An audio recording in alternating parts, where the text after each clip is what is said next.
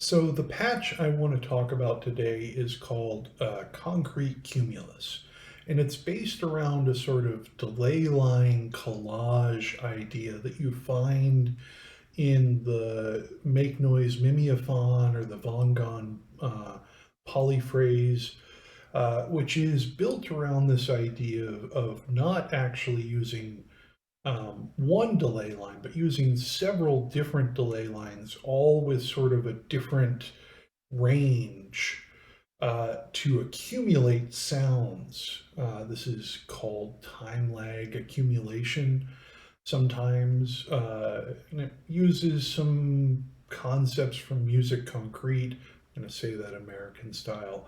Uh, and other sort of experimental recording styles to create a tool for, composition, sort of micro loop composition. So what we have are 7 different zones, and these zones all describe different delay times from very short. I should turn the volume back up.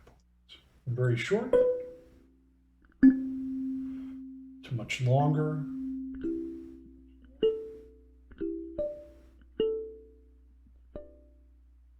Uh, to at the extreme, and we'll hear some of that sound come back in when we switch over to this last buffer. Uh, at the extreme, this is up to 42 seconds long.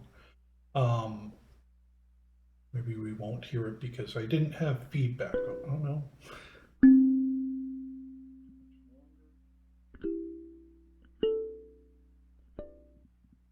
So the benefit of this is that, especially with feedback, you can take audio from one of these zones and sort of write it into another one. I'm going to turn up the feedback real quick and just sort of show that off.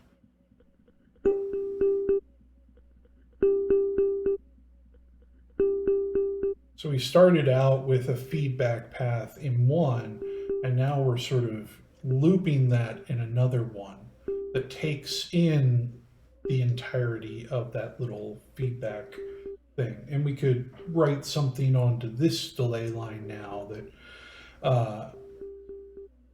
wrote over and along with that content. Turn this back down for a second. We can unsync these. When they're synced, the top one, which describes the left channel, controls both channels, but we can unsync these.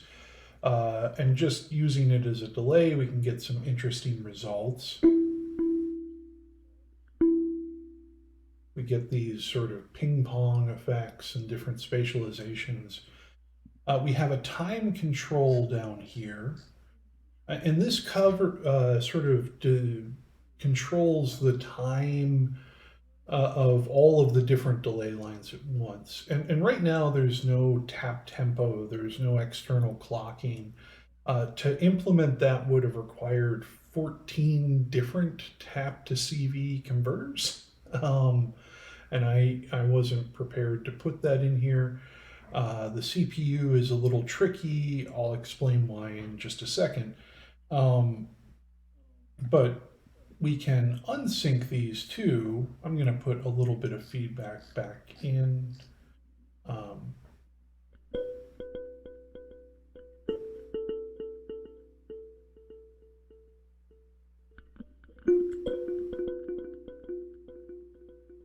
And we can get some interesting, out of phase delays using that method, which we could then recapture into a longer delay line. That's sort of the idea, is you bounce between different zones and get different elements from them and then accumulate them in this sort of longest delay line. I'll do a performance at the end to show that off. It's much easier to understand, I think, hearing it than it is describing it in words. But we have what can be independent times for both of these sides along with the zones, but we can link those. These white buttons all link things, and when they're linked, the left side is sort of the control side. Uh, we have feedback, and the feedback at about 9, I'm picking up my voice in this piezo.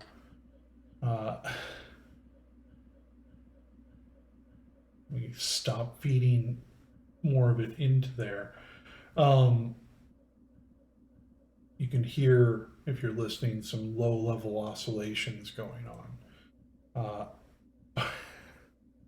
But the feedback at about 9 is a stable loop.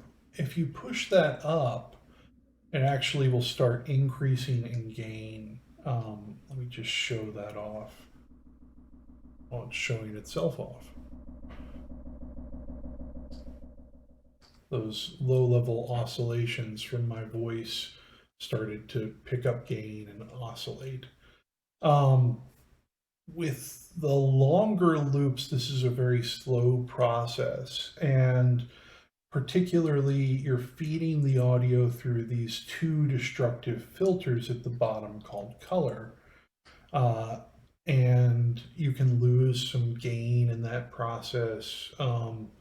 So I wanted to be able to, first of all, just have a way for the patch to be a little bit more unruly and pick up some gain staging stuff as it recycles.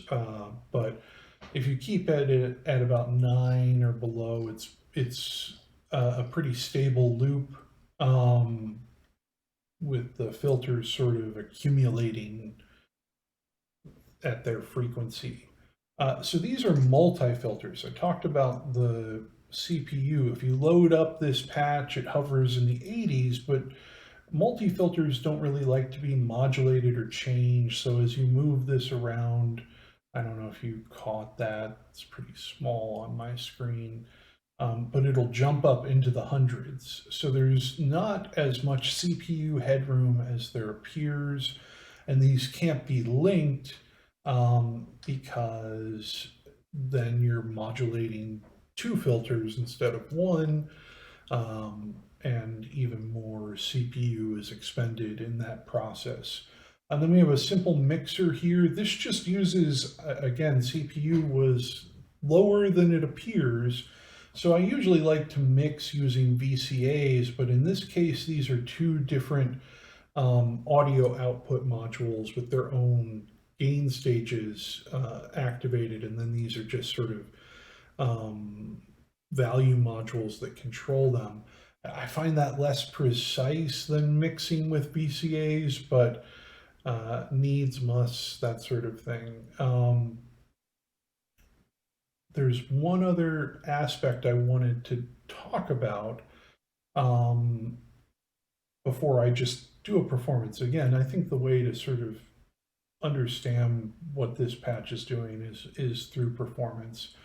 The other thing to keep in mind is that these delay lines are not interpolated.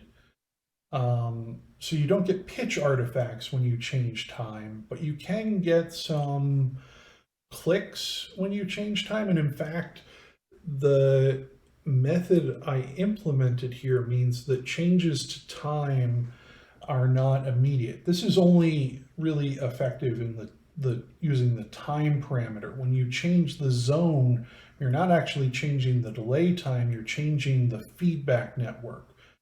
These are all different delay lines that are fed into a switch, and the switch determines which is the output, and also that output is the source of the feedback that's fed back into all the delay lines, which is why you get this thing where you play something in one zone and then it sort of gets written into another one. But the time can produce clicks on occasion. Again, time isn't adjusted in real time because that would produce even more clicks. There's sort of a delay between the adjustment of this and when it takes effect. But another thing to note about the delay lines is, I'll try and show it. Not going to have the feedback up that high. I need more volume.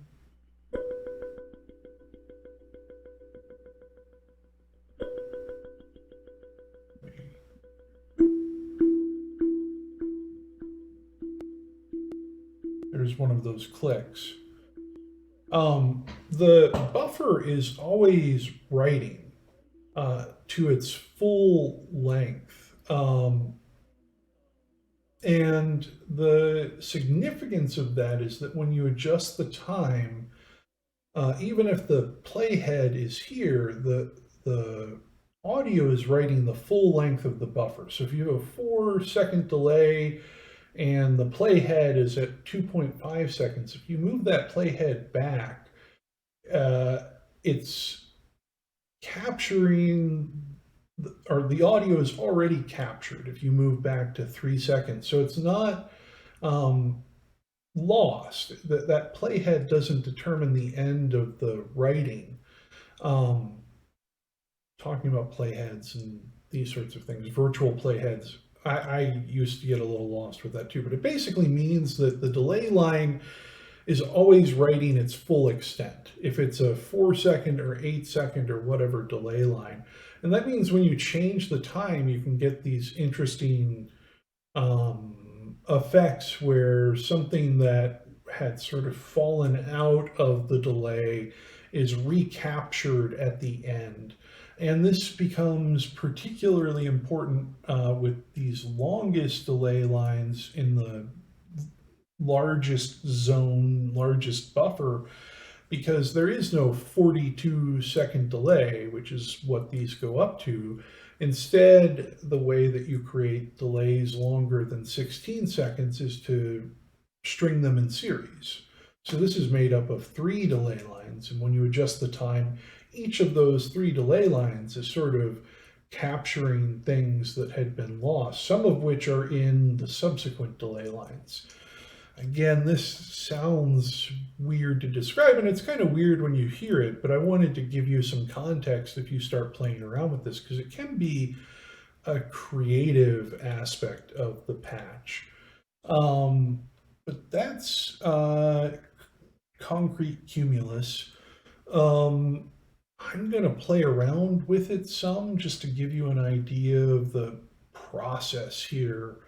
But you know, it's a very, I think, exploratory patch, and I wanted to have this touch interface, which I think encourages more of that exploratory nature.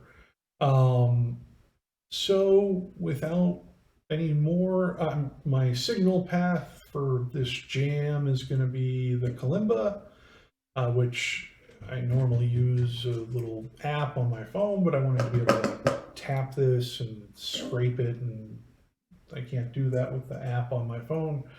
Going into a Moog MF drive, which is just acting as sort of a preamp to boost the signal.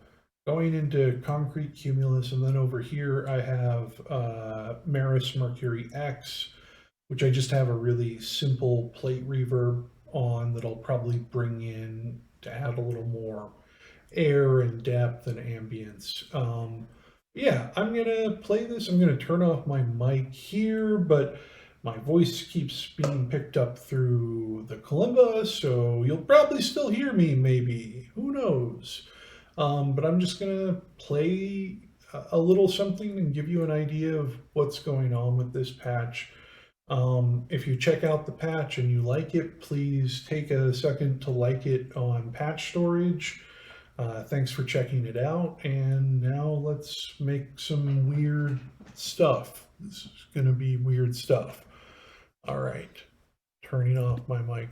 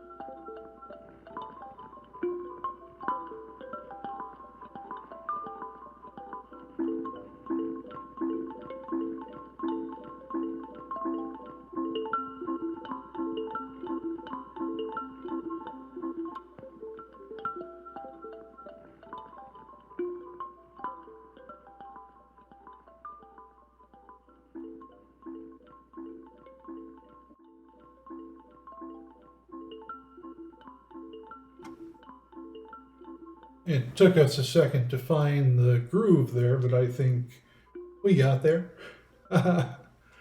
If you stuck around this long. But, that's the way this patch works. You sort of introduce audio and maybe create a little loop and then bounce things from one zone to the other. And when you decouple the two sides, you can do some interesting interplay between them.